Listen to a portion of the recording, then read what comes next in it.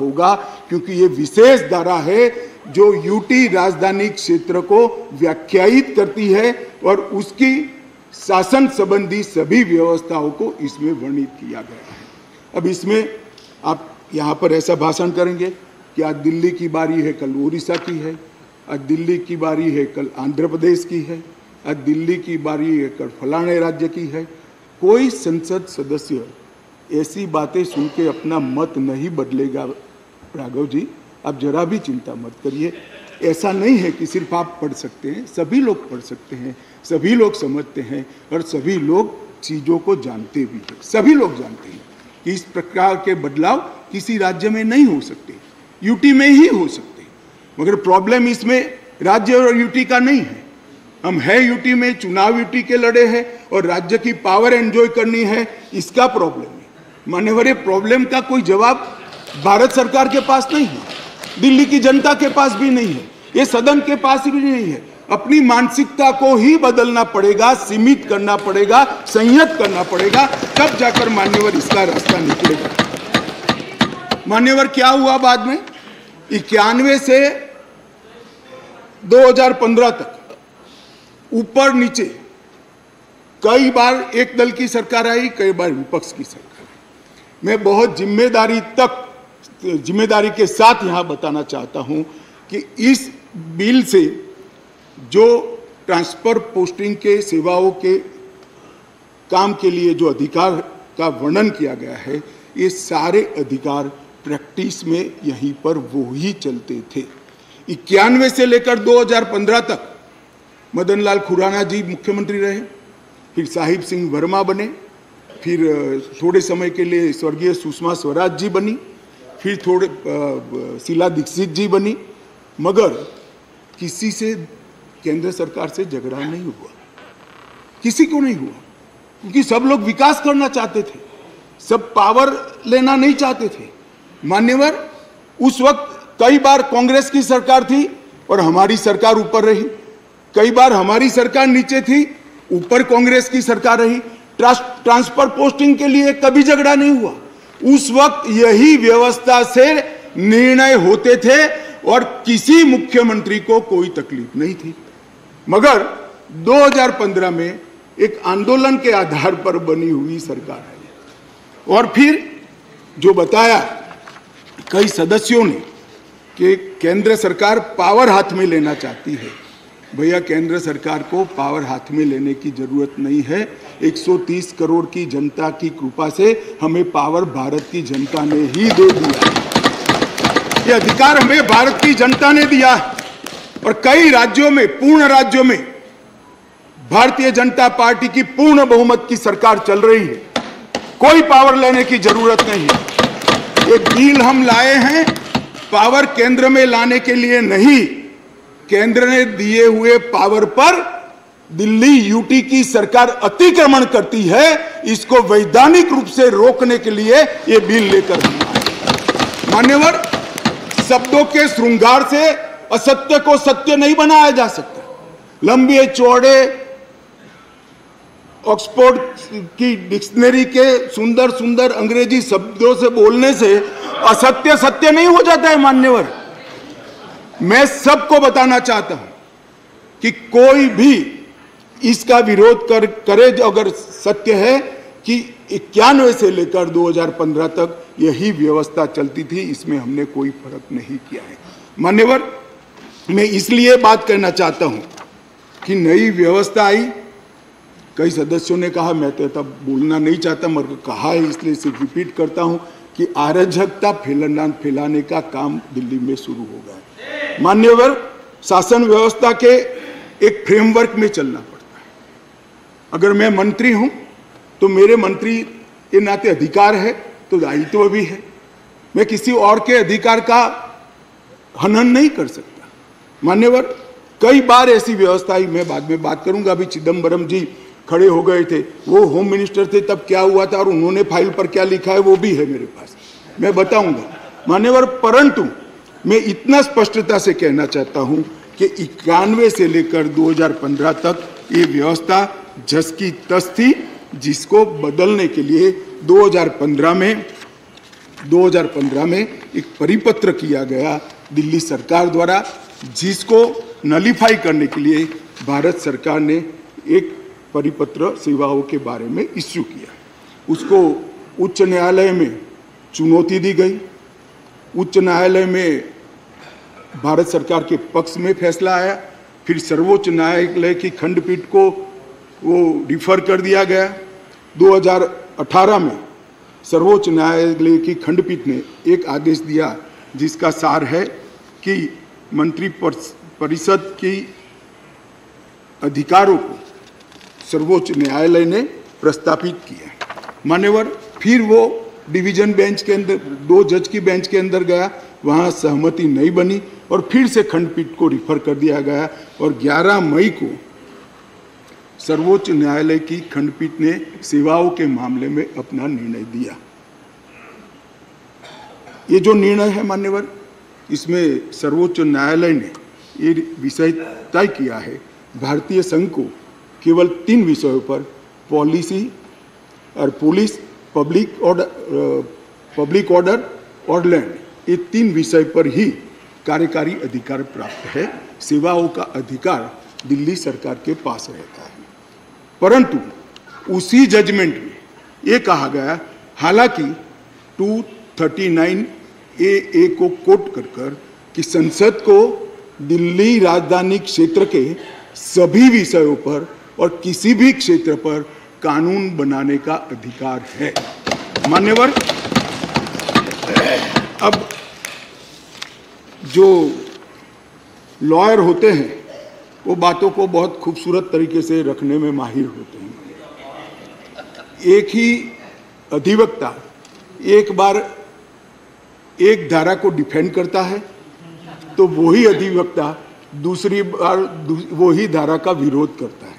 मगर हमको तो ऐसी महारत हासिल नहीं, हम तो सार्वजनिक जीवन के छोटे कार्यकर्ता है, तो जो सच होते हैं वो बोलते हैं। मैंने अभिषेक मनु सिंघवी जी को ध्यान से सुना।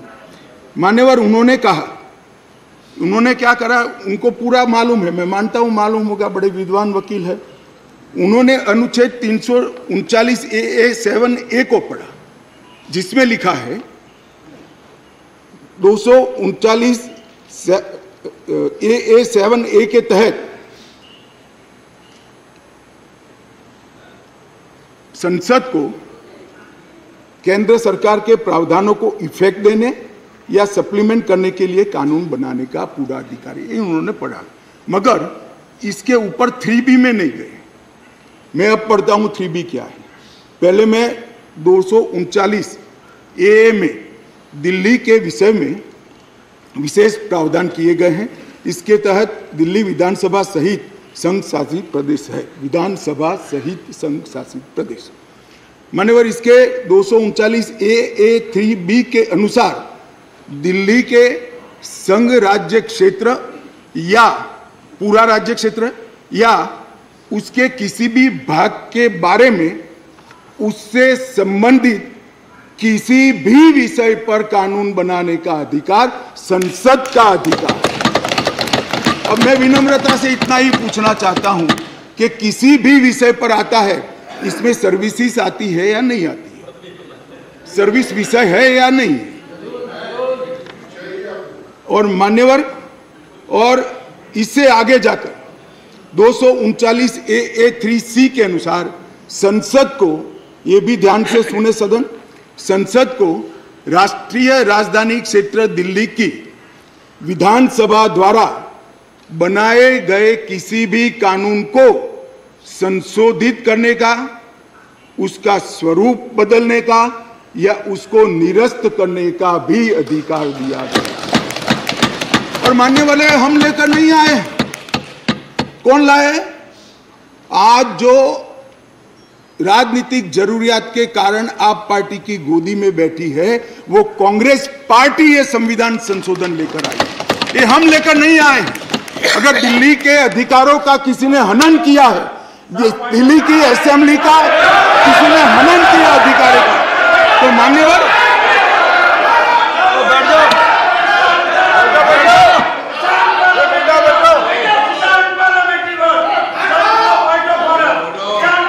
आपको मिर्ची लगी होगी, बैठ जाओ।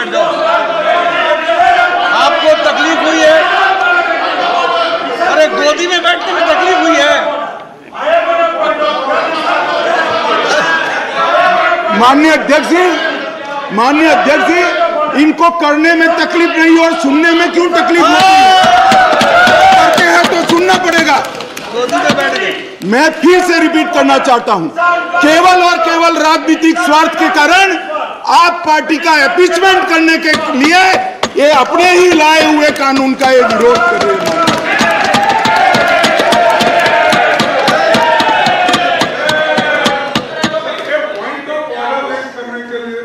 कैसा point of order?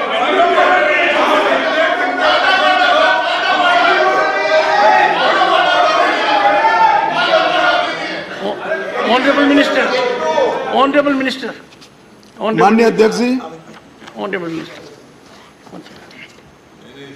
would you please raise your point of order? Point of order पे रहूंगा। Our rule says unparliamentary word cannot be used in this house. We have the book of list और उसी list के हिसाब से किसी party किसी के साथ जाने पे उसकी गोदी में बैठी है, ये वर्ड अनपार्लियामेंट्री है। कल हम भी बोलेंगे। आप डेकोरम की बात करते हो, तो किसी गोदी में बैठे हैं, हम भी बीजेपी के लिए बोलेंगे कि कौन सी गोदी है, किसकी गोदी में बैठे हैं। तो डेकोरम आप कहते हो, तो डेकोरम मेंटेन हम भी करना चाहते हैं। और speaker sir, you are not to make a speech. I have heard your point of order. I reject the point of order. Take your seat. Sir,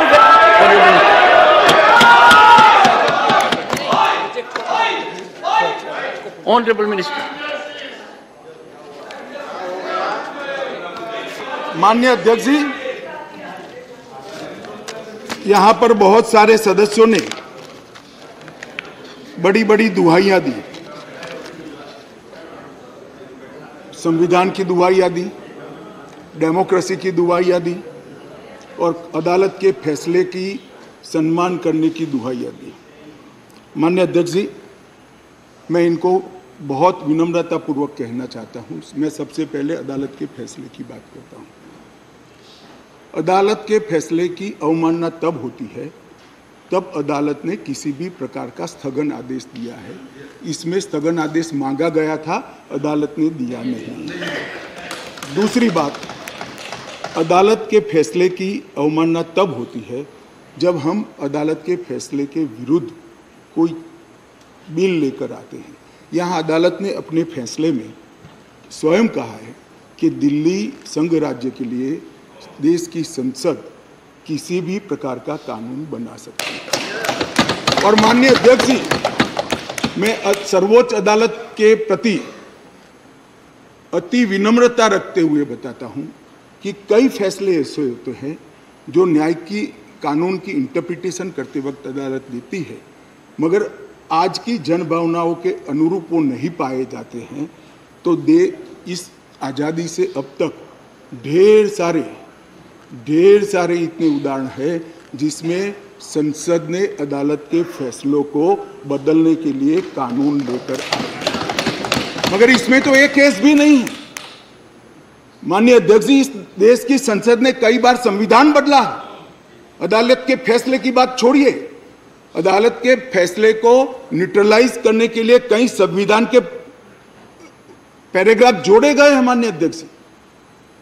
और ये संसदीय परंपरा है जिसको अदालतों ने भी स्वीकार किया है। और पहला संविधान संशोधन तो तब हुआ जब पार्लियामेंट भी नहीं बनी थी मान्यवर। कॉन्स्टिट्यूएंट असेंबली ने पहला संविधान संशोधन पारित किया था, तब से संविधान बदलने की प्रक्रिया चली है। और मैं आपको बताता हूं भाई, हम संविधान में बदलाव इमरजेंसी डालने के लिए नहीं लाए हैं। हम संविधान में बदलाव उस वक्त की तत्कालीन राष्ट्रपति की सदस्यता जो चली गई थी, इसको पुनर्जीवित करने के लिए नहीं लाए हैं। और इमरजेंसी डालकर लाखों डेमोक्रेटिक कार्यकर्ताओं को जेल में अरे खड़गे जी सुनिए, मैं धैर्यपूर्वक सुना हूं।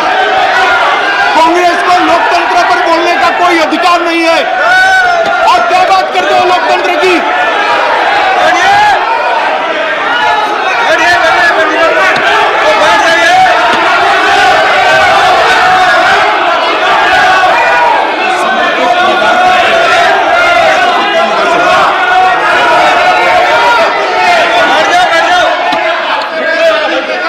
members, please take your seat.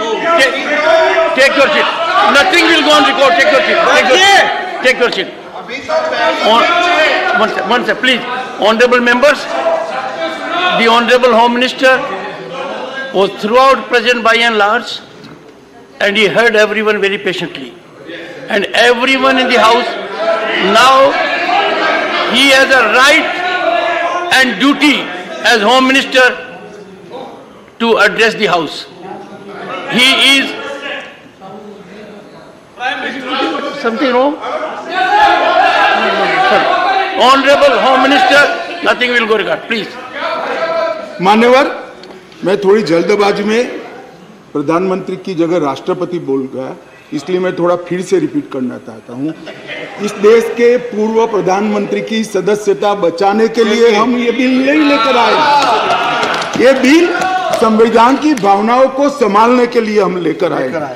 और मान्यवर, इमरजेंसी डाली गई, हम तो बहुत छोटे थे उस वक्त। ये बिल पर ही है, ये बिल पर ही है।